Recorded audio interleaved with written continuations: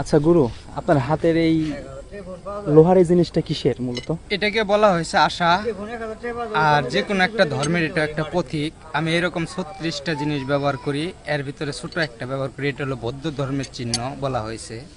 আর মানব বডির ভিতরে যদি যান সরাসরি, একবারে সরাসরি একজন মানুষ আপনি যদি এইভাবে আকৃতি করেন, এখনই চোখ মুখ লাগাই দিবেন, এখনই একজন পূর্ণাঙ্গ মানুষ, আদিরূপ।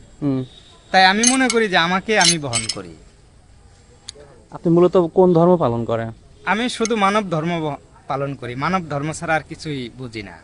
এখানে যখন বলছে হিন্দু মুসলিম বৌদ্ধ খ্রিস্টান কবে এক জায়গায় হবে সৃজন, সেই জায়গায় মানে এই 4টা ধর্মকে সমন্বয় করে যদি আমি এই পথ চলতে পারি, তাহলে মনে করি আমার জীবনটা ধন্য।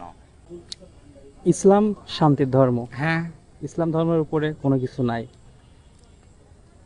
ইসলাম ধর্মে আছি আমরা মূলত। এখন আপনি যে কথায় গেছেন, এটা একটা মানে যদি না বুঝেন তাহলে তো অনেক কুতর্ক হয়ে যায়।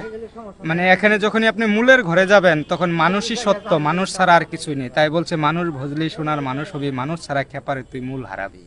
তাই এই মানুষের কাছে আসলে তখন জাতি ধর্ম গোত্র কিচ্ছু থাকবে না, শুধু মানুষ কামনা।